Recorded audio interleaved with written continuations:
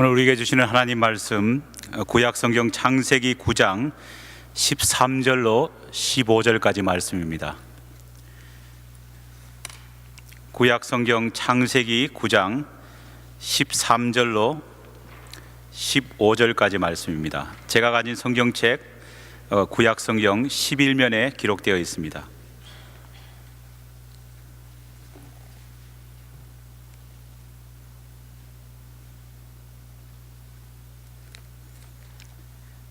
주신 말씀을 제가 봉독해 올리겠습니다. 내가 내 무지개를 구름 속에 두었나니 이것이 나와 세상 사이의 언약의 증거니라. 내가 구름으로 땅을 덮을 때에 무지개가 구름 속에 나타나면 내가 나와 너희 및 육체를 가진 모든 생물 사이에 내 언약을 기억하리니 다시는 물이 모든 육체를 멸하는 홍수가 되지 아니할지니라. 아멘. 말씀을 나누기 전에 저희들 함께 위로하고 인사할 분이 계십니다. 우리 고정임 지사님, 어머니 장례를 치르고 나서 처음으로 우리 교회에 다시 와서 함께 예배드리고 계십니다. 잠깐 자리에 일어나 주실까요, 가족분들? 예, 우리 아픔을 극복하고 또 하나님이 크신 은혜를 내려주시기를 바라며 우리 박수로 한번 격려합시다. 예.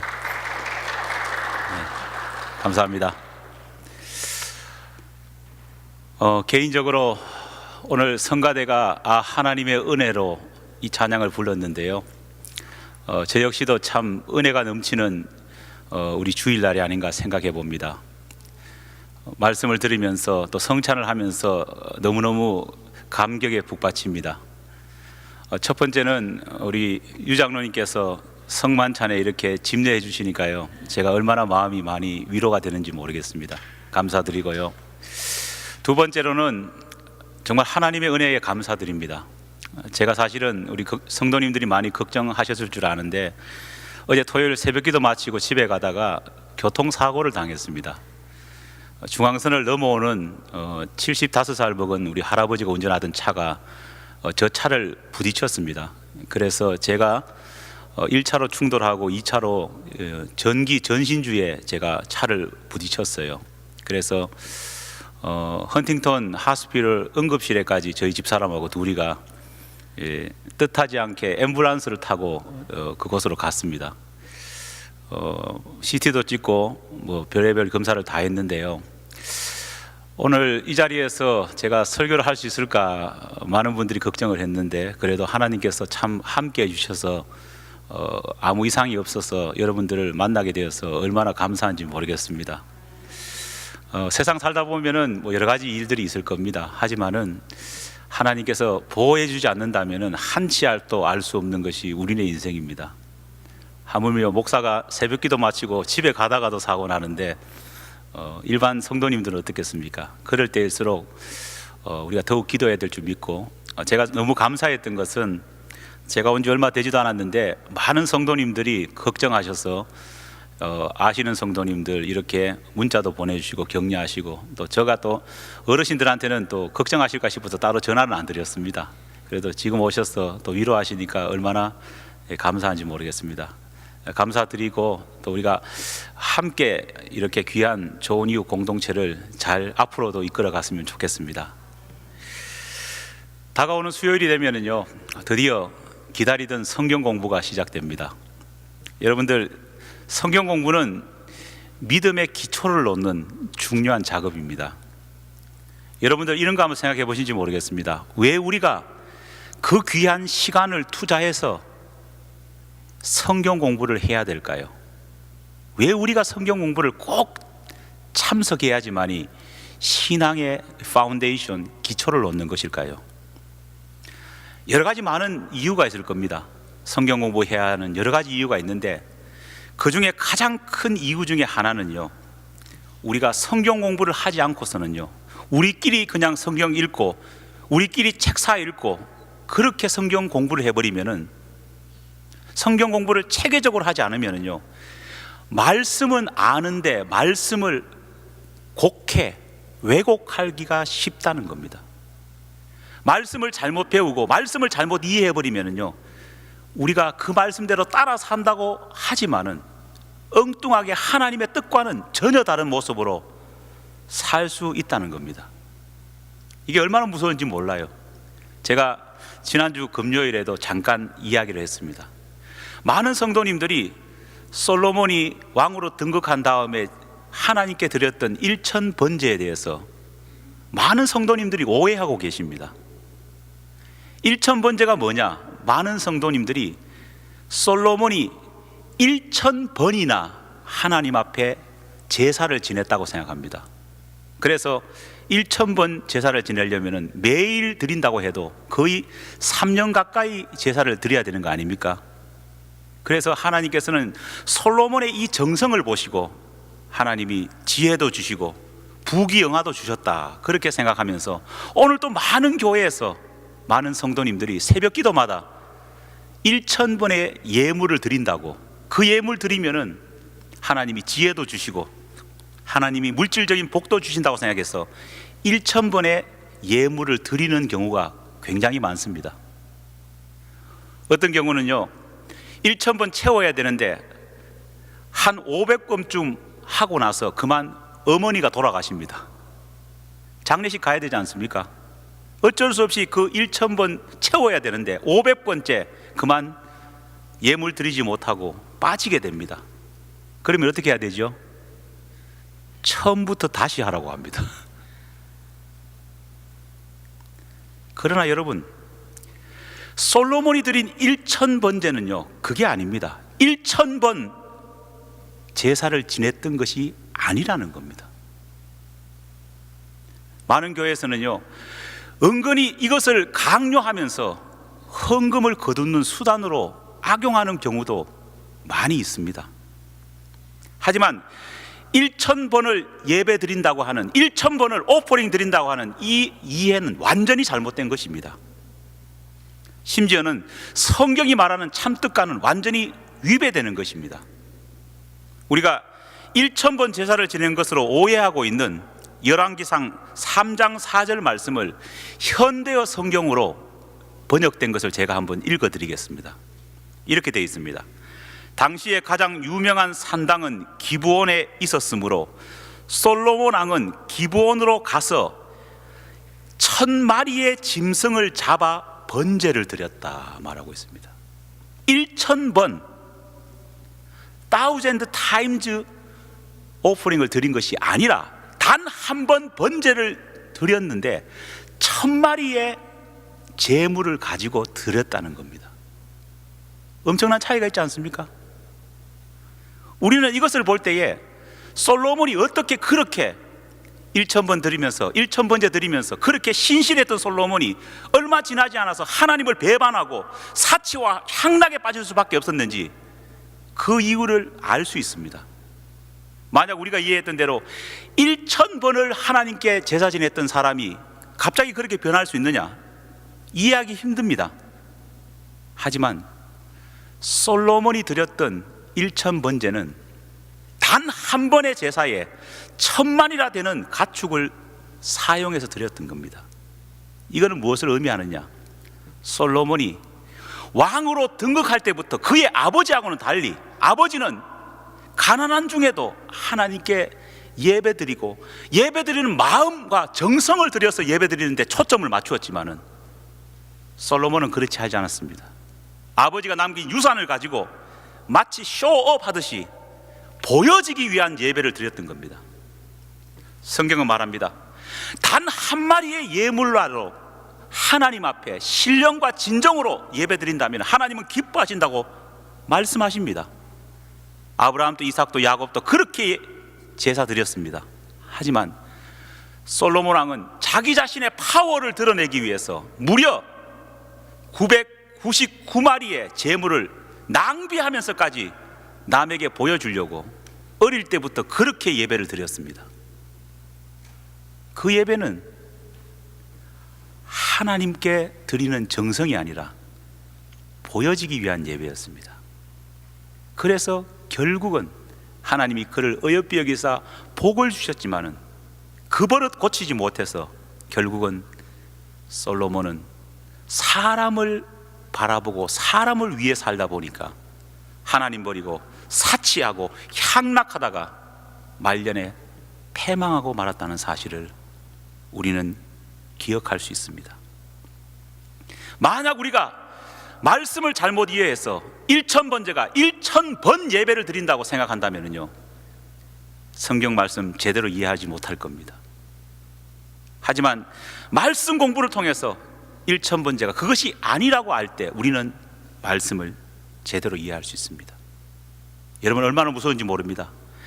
1000번 헌금 드리면은 하나님께 복 받는다고 가르치면서 1000번제를 강요하는 교회, 그 교회들은 잘못되었습니다. 왜냐?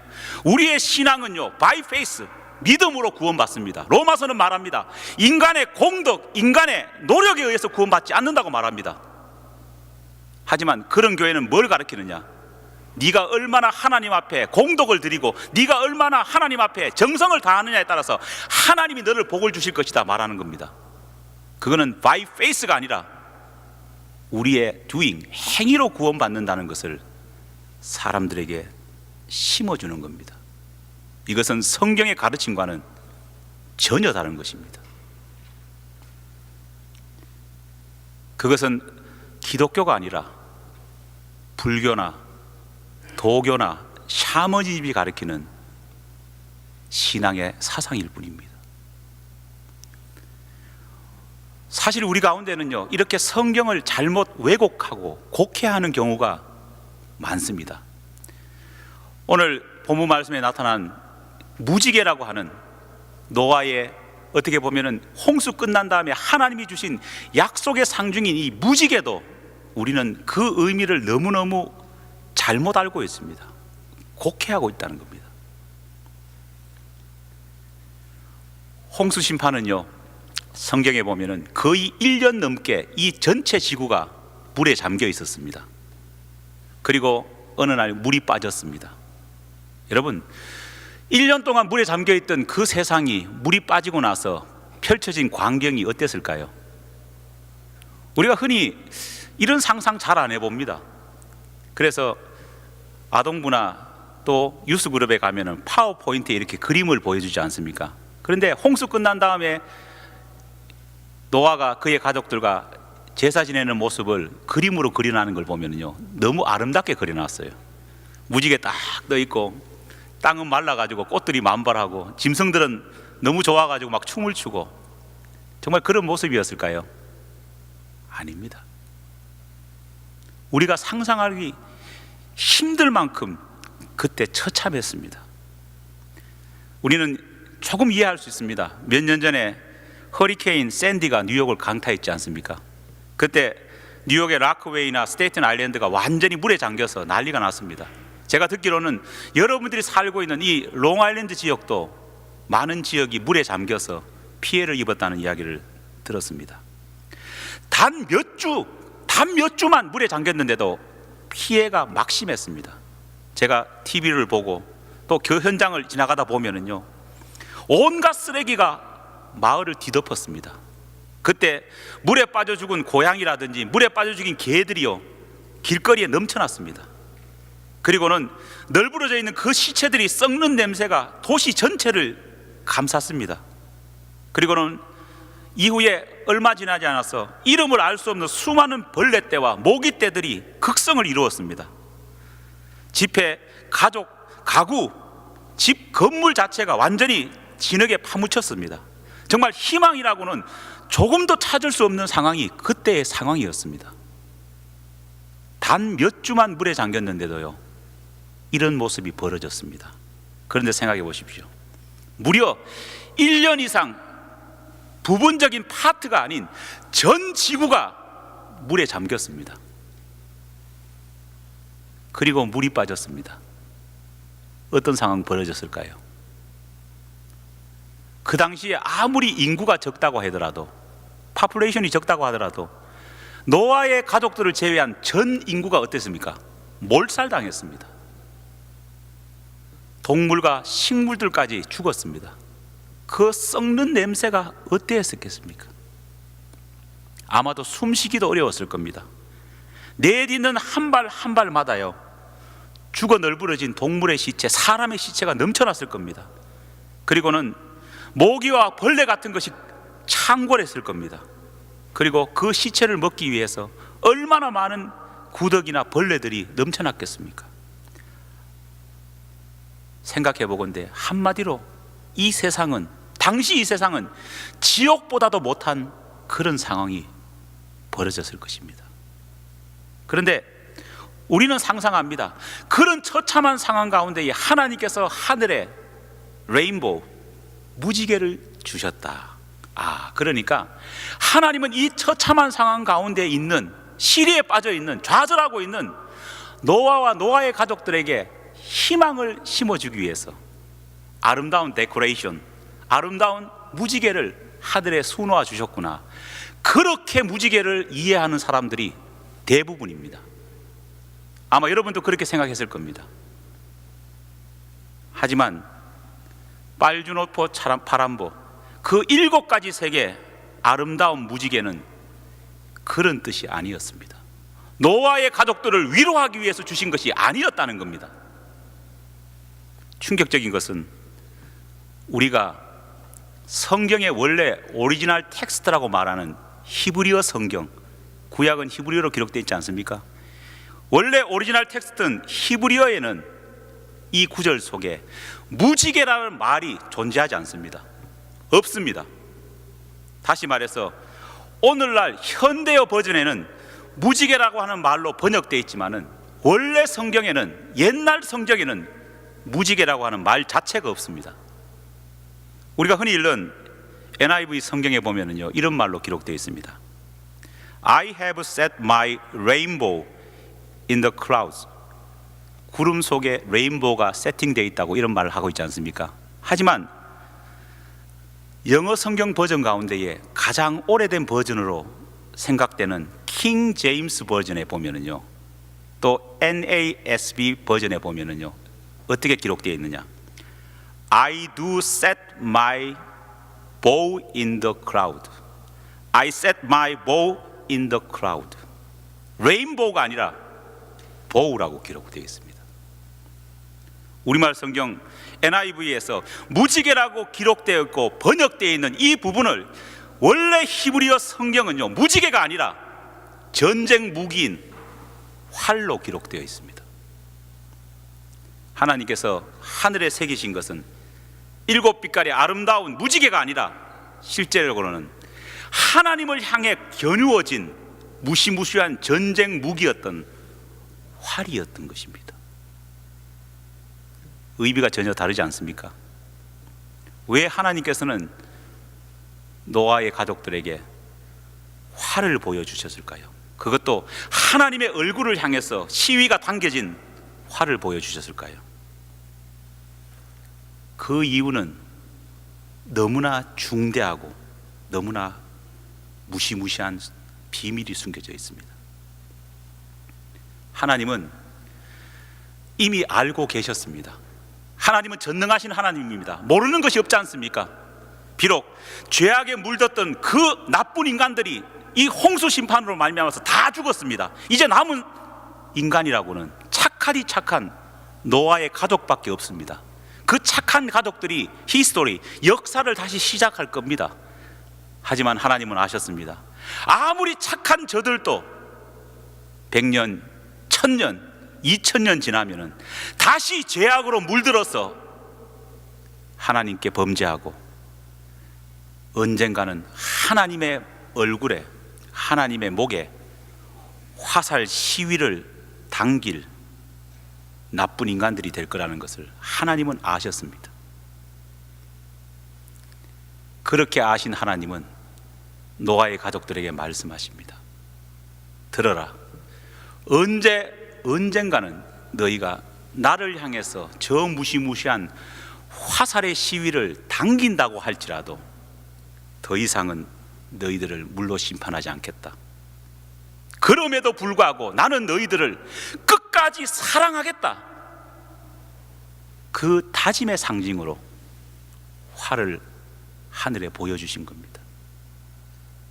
레인보우, 무지개를 노아를 위로하기 위한 데코레이션, 기프트, 선물이 아니라 실제로는 하늘에 만들어진 활은 하나님이 자기 자신의 아픔이 있음에도 불구하고 너희들을 끝까지 사랑하겠다고 하는 하나님의 자기 결심, 하나님의 자기의 결단의 상징이었다는 사실을 우리는 잊어서는 안 될 것입니다. 하나님의 이 말씀, 하나님의 이 예언이 이루어졌지 않습니까? 수천 년이 지난 어느 날 인간들은 이 땅에 오신 하나님의 아들, 아니 하나님 자신을 골고다 언덕에서 십자가에 매달았습니다. 그리고는 그 하나님을 향해 죽음의 활을, 화살의 시위를 당겼습니다. 그리고는 어땠습니까? 시위를 놓아서 그 하나님의 아들, 하나님을 죽였습니다. 여러분 생각해 보십시오. 세상의 백성들이 죄가 관영한 것 때문에도 수천 년 전에는 하나님이 홍수 심판을 내리셨습니다. 그런데 그날은 하나님의 하나밖에 없는 아들까지 죽었습니다. 하나님이 얼마나 마음이 아프셨고 얼마나 분노하셨고 얼마나 화가 나셨을겠습니까? 그러나 하나님께서는 노아에게 보여주신 약속이 있기 때문에 어떻게 하셨을까요? 참았습니다. 인내했습니다. 오히려 더 나아가서 하나님은 사랑으로 그 허물을 덮어주시고 죄인된 인간들을 예수 그리스도의 피를 힘입어서 salvation, 구원시켜 주셨다는 사실입니다. 할렐루야. 오늘 우리 성경에 무지개라고 번역된 히브리어 캐쉐드라고 하는 말은 더 이상 무지개가 아닙니다. 그것은 하나님을 향해 겨누어진 무시무시한 화살임을 우리는 기억해야 합니다. 여러분, 이렇게 알 때 저와 여러분을 향한 하나님의 사랑이 느껴지십니까? 하나님의 사랑의 무게와 깊이가 인식되십니까? 하나님의 그 큰 사랑은 끝없고 무한한 사랑이십니다. 여러분, 이렇게 이해하지 맙시다. 아, 하나님의 은혜, 아, 하나님의 사랑이라고 하니까요, 단지 슬로건이나 어떤 이즘, 주의로 그냥 생각할 때가 너무나도 많습니다. 아닙니다. 하나님의 그 사랑은요, 말로만 하는 사랑이 아닙니다. 명령으로만 했는 사랑이 아닙니다. 하나님 자신이 우리처럼 아파하시고 찢기시고 피 흘리신 그 현실 속에서 만들어진 사랑이었다는 사실을 우리는 기억해야 합니다. 세상에 많은 신들이 있습니다. 종교들이 있습니다. 그 종교의 신들은 단순히 하늘에서 명령만 하고 바라보는 신이지만은 우리 하나님은 직접 아파하시고 고통당하면서까지 먼저 우리를 사랑하셨던 분이 하나님이시고 그 뒤를 따르는 팔로워들이 우리라는 사실을 기억해야 합니다. 하나님께서는 처절하게 아팠습니다. 처절하게 굴욕당했습니다. 처절하게 낮아졌습니다. 사랑하는 여러분, 이 하나님의 크신 은혜와 사랑이 느껴지십니까? 어떻게 해야 될까요? 우리가 어떻게 그 은혜에 보답하며 살아야 될까요? 이 시간 분명히 깨닫고 결심하는 저와 여러분 되기를 간절히 축원합니다. 기도하겠습니다. 하나님 아버지, 감사합니다. 주님의 은혜, 말로는 많이 고백했지만은 그 은혜의 깊이와 높이와 무게가 얼마나 큰지를 우리가 사실은 알지 못했을 경우가 너무나도 많았습니다. 하나님, 말로만 하는 사랑이 아니라 직접 하나님께서 고통당하셨던 그 사랑을 깨달을 수 있는 저희들이 될 수 있도록 은혜를 허락하여 주시옵소서. 믿사오며 예수님의 이름으로 기도하옵나이다. 아멘.